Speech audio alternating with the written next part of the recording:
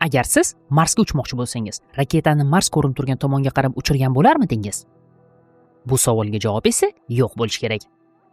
Aksincha, ba'zi hollarda Marsga yetib borish uchun raketani Marsdan butunlay boshqa tomonga qarab yo'naltirish kerak bo'ladi. Nega deb so'raysizmi? Chunki kosmosda hech narsa bir joyda turmaydi. Yer ham, Mars ham Quyosh atrofida ulkan tezlikda aylanadi. Natijada sizning raketangiz ham uchish davomida to'g'ri yo'l bo'ylab harakat qilmaydi. Demak, boshqa sayyoraga uchish uchun uning hozirgi joylashuvini emas, balki kelajakda qayerda bo'lishini hisoblash kerak.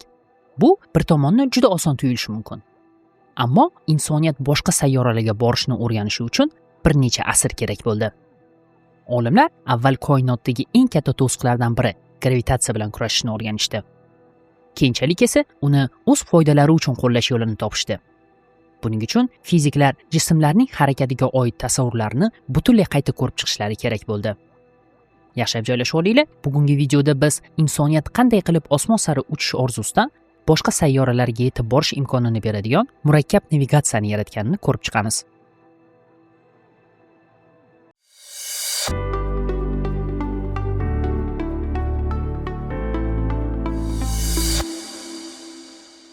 Osmonga uchish orzusi qadim zamonlardan beri insoniyat xayolini egallab kelgan.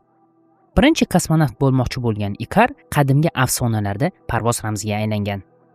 Asrlar o'tib, bu orzu asta-sekin afsonalardan amaliy tajribalarga ko'cha boshladi. Natijada Abbos ibn Firnas va Leonardo da Vinci uchuvchi qurilmalarni yasashdi. 16-asrda esa bir xitoylik amaldor Oyni 47 ta porox raketasi yordamida zabt etmoqchi bo'ldi. Lekin dahshatli gumburlashdan so'ng uning izi ham topilmadi. 17-asrda esa turkiyalik Lagari Chalabi tarixda birinchi marta poroxli raketada haqiqiy parvozni amalga oshirdi. Urinishdan oldin u Usmonli Murod 4-ga "Ey sultonim, men Iso Masih bilan gaplashaman" deb baqirdi. Raketa uni yuzlab metr balandlikka ko'tardi. Muvaffaqiyatli qo'nishdan so'ng esa u Iso Masihdan sultonga salom yetkazdi va kumushda cho'mildi. Kosmosga uchishning haqiqiy asoslarini esa Isak Nyuton yaratib berdi. Nyuton o'zining Natur, tabiat falsafasining matematik asoslari kitobida shunday deydi: Tasavvur qiling, tog' cho'qqisiga o'rnatilgan zambarakdan qo'rg'oshin o'qi gorizontal ravishda uziladi. Agar havo qarshiligi bo'lmaganda o'qning tezligi oshirilsa, u tobora uzoqroqqa borib tusha oladi. Agar biz o'qni 2 baravar yoki 10 baravar tezroq uza olsak, u 10 baravar uzoqqa uchadi. Tezlikni oshiraversak, biz zambarak o'qini butun yer sharini aylanib chiqishga yoki hatto koinotning cheksiz bo'shliqlariga chiqib ketib, abadiy uzoqlashishga majbur qilishimiz mumkin. Bu Nyuton topgan gravitatsiya qonuniyatlarining natijasi edi. Uning bu qarashlari fantastik yozuvchilarga ham ulkan ilhom berdi. Masalan, mashhur yozuvchi Jules Verne ham Oyga sayohat haqidagi asarida 3 kishining ulkan zambarak yordamida kosmosga uchirib, Oyga yetkazishni tasvirlagan. Ammo sayyoralar aro parvoz oddiy safarga o'xshamaydi. Masalan, raketa Toshkentdan Samarqandga boradigan Afrosiyob poyezdidek bo'la olmaydi. Chunki kosmosda biz istagan tomonga olib boradigan oddiy va to'g'ri yo'l mavjud emas. Aksincha, kosmik kemaning harakatiga Quyosh, Yer, Oy va boshqa sayyoralarning tortishish kuchi doimo ta'sir qiladi. Har bir osmon jismi atrofidagi fazoni o'zining gravitatsion og'irligi bilan egib, uchayotgan kemaning yo'nalishi va tezligini o'zgartiradi. Buning ustiga sayyoralarning o'zi ham Quyosh atrofida doimo harakatlanadi. Shuning uchun bir sayyoradan boshqasiga uchish uchun nafaqat kemaning harakatini, balki Quyosh va boshqa osmon jismlarining tortishish kuchi hamda ularning kosmosdagi o'rnini bir vaqtning o'zida hisobga olish kerak. Bularning barchasi esa nihoyatda murakkab matematik hisob-kitoblarni talab qiladi. Buni tushungan Jules Verne o'z asarini yozishda matematik olim Anri Garsedan yordam so'radi.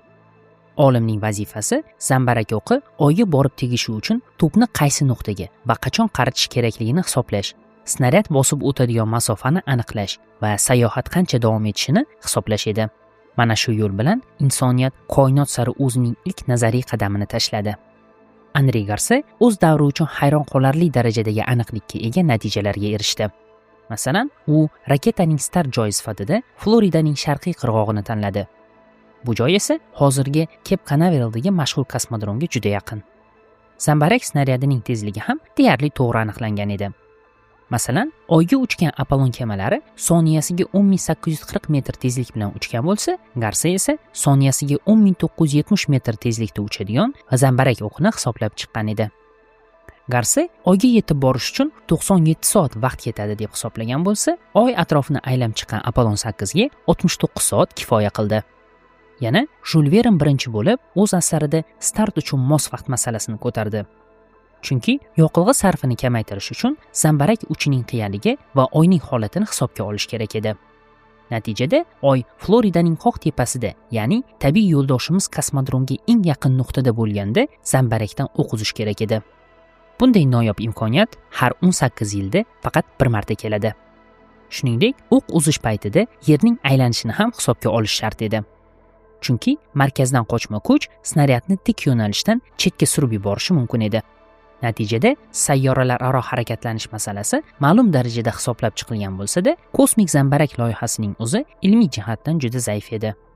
Jules Vernening zamondoshlari o'q uzilgan vaqtdagi dahshatli bosimga inson bardosh bera olmasligini bilishgan. Ustiga ustak, havoning o'ta kuchli qarshiligi snaryadni o'zini ham parchalab yuborishi mumkin edi. Texnologiyalar rivoji faqat 20-asrdagi 1 va 2 jahon urushlari davrida bu nazariy hisob-kitoblarni tekshirish imkonini berdi. Natijada uzoqqa uchuvchi to'plar amalda sinalganda snaryad tezligi porox miqdoriga proporsional o'smasligi ma'lum bo'ldi. Masalan, portlash kuchi 14 marta oshirilganda tezlik 14 marta emas, balki bor yo'g'i 3 barobar o'sishi aniqlandi. Shu tariqa artilleriya yordamida koinotga chiqish g'oyasi boshi berk ko'chaga kirib qoldi. Bu boshi berk ko'chadan chiqish yo'lini rossiyalik oddiy o'qituvchi Konstantin Tsiolkovskiy taklif qildi. U 1903-yilda chop etgan ilmiy kitobida kosmosga chiqish uchun zambarakni emas, balki suyuq yoqilg'ida ishlaydigan raketadan foydalanishni taklif qildi. Tsiolkovskiy hisob-kitoblariga ko'ra, biron bir sayyoraga raketada borish kamida 2 bosqichni talab etadi. Birinchi bosqichda raketa Yerdan yaqin kosmosga ko'tarilishi kerak. Ikkinchi bosqichda esa raketa Yer orbitasidan belgilangan sayyoraga uchib borishi kerak bo'lardi. Tsiolkovskiy Yer orbitasiga chiqish tezligini soniyasiga 7880 metr, sayyoralar aro parvoz tezligini esa soniyasiga 11100 metrligini aniqladi. Bu ko'rsatkichlar bugungi zamonaviy hisob-kitoblarga juda yaqin hisoblanadi. O'sha davrda Tsiolkovskiyning ishiga o'xshash hech qanday izlanish mavjud bo'lmagan. Shuning uchun uning kosmonavtika asoslarini yaratishdagi tarixiy o'rni beqiyosdir. Ammo Tsiolkovskiyni koinotda yo'nalish topish, ya'ni navigatsiya masalasi deyarli qiziqtirmas edi. Holbuki, bu kosmonautikaning eng katta muammolaridan biridir. Uning fikricha, kosmik parvozdagi eng muhim jarayon raketani Yerning tortishish qudug'idan olib chiqish va ekipajning hayot faoliyatini ta'minlash edi. Boshqa osmon jismlari va yulduzlarga esa kengayib boruvchi spiral shaklidagi yo'l orqali yetib borish mumkin deb o'ylagan. Biroq undan keyin kosmik parvoz nazariyasi bilan shug'ullangan olimlar navigatsiya masalasi Tsiolkovskiy o'ylagandek oson emasligini ko'rsatdi. Tarixda birinchi kosmik navigator degan sharafli nom nemis muhandisi Walter Gomanga nasib etdi. Qizig'i shundaki, Goman uchun kosmonavtika shunchaki sevimli mashg'ulot, ya'ni hobbi edi. U Osmon jismlari yetishish imkoniyati nomli kitobida koinotga chiqish va Yerga qaytish yo'llarini hisoblab chiqqan edi. Shuningdek, Goman koinot sayyohlariga qancha kislorod, suv, oziq-ovqat va kiyim-kechak olish kerakligini ham batafsil ko'rib chiqqan. Havaskor navigator Yer tortishish kuchidan chiqqan kosmik kema sun'iy kometaga aylanadi va ellipsimon orbita bo'ylab harakatlanadi deb hisob-kitoblarni amalga oshirgan. Goman bo'yicha, agar kema Yer aylanayotgan tomonga qarab uchirilsa, uning yo'li Quyoshdan tashqi tomonga, aks holda esa ichki tomonga yo'nalardi. Parvoz davomida boshqa sayyoralarning gravitatsiyasi kema yo'lini o'zgartirishi esa kichikroq yo'naltiruvchi dvigatellar yordamida to'g'rilanishi kerak edi. Sayyoralar Quyosh atrofida turli tezlikda aylangani uchun ular bir-biriga yaqinlashadi va uzoqlashadi. Shuning uchun parvoz vaqtini iloji boricha qisqartirish uchun xuddi Jules Verne yozgani kabi uchish vaqtini to'g'ri tanlash muhim edi. Agar barcha hisob-kitoblar to'g'ri bo'lsa, kosmik kema ellips shakldagi yo'lning yarmini bosib o'tib, o'z manziliga yetardi. Goman bu yo'l orqali Veneraga 146 kunda, Marsga esa 235 kunda yetib borish mumkinligini topdi. Kosmosda belgilangan manzilga borish bir masala, biroq orqaga qaytish butunlay boshqacha hisob-kitoblarni talab qiladigan parvoz. Chunki samo kemasi manziliga yetib borgan vaqtda sayyoralar o'z o'rnini o'zgartiradi. Bu esa Yerga qaytishni nihoyatda cho'zib yuboradi. Natijada kosmik sayohatchilar yo sayyora orbitasida, yo uning yuzasida uzoq kutishlariga to'g'ri kelardi. Natijada Veneraga borib kelish ekspeditsiyasining umumiy davomiyligi 1,5 yildan 2 yilgacha. Marsga borib kelish esa 580 kunni talab etardi. Walter Goman o'z hisob-kitoblarini yakunlagach, hatto eng tejamkor yo'llar bilan ham qo'shni sayyoralarga sayohat qilish naqadar qiyinligini angladi. Qo'shimcha hisob-kitoblar ekipajni qo'shni sayyora yuzasiga yetkazish uchun raketaning boshlang'ich massasi Venera uchun 567 ming tonna, Mars uchun esa 875 ming tonna bo'lish kerakligini ko'rsatdi. Agar sayyoraga qo'nish va u yerdan orqaga qaytish uchun kerakli barcha yoqilg'i zaxirasi hisobga olinsa, bu raqamlar yuzlab million tonnagacha ko'tarilib ketardi. Axborot uchun zamonaviy raketalarning massasi 5 ming tonnagacha bo'ladi. Natijada u raketa dvigatellarining samaradorligini bir necha barobar oshirishni va yoqilg'i qismlarini aynan o'sha borilgan sayyoraning o'zida qidirib topish texnologiyasini yaratishni maslahat berdi. Shuningdek, atmosferasi bor sayyoralarga qo'nishda parashyutlar va maxsus qanotlardan foydalanishni ham ilgari surdi. Bundan tashqari, u kelajakda Oydan oraliq bekat sifatida foydalanish mumkinligini ko'rsatib o'tdi. Sababi, Oyning tortishish kuchi Yernikidan ancha zaif bo'lgani uchun u yerdan uchish ancha kam yoqilg'ini talab qiladi. Buning uchun faqatgina Oyning o'zida yoqilg'i ishlab chiqaradigan kichik fabrika qurish kerak edi xolos. Walter Goman bilan bir vaqtda sovet olimi Friedrich Sander o'z ilmiy ishlarida kema biron bir sayyoraga yaqinlashganda o'sha sayyoraning tortishish kuchi parvozga kuchli ta'sir o'tkaza olishini hisobga oldi. Sander agar harakat yo'nalishi va sayyora ustidan o'tish balandligi juda aniq tanlansa, kema hech qanday yoqilg'i sarflamasdan qo'shimcha tezlik olish mumkinligini ko'rsatdi. Keyinchalik bu usul ilm-fanda gravitatsion manevr nomini oldi. Afsuski, Sanderning bu ishlari o'z vaqtida nashr etilmadi va koinotda gravitatsiya yordamida tezlik olish usuli boshqa olimlarning ishlari bilan bog'lanib qoldi. Oradan yillar o'tib, 1950-yillarda italiyalik olim Gaetano Crocco sayyoralararo sayohatning mutlaqo boshqacha yo'lini taklif qildi.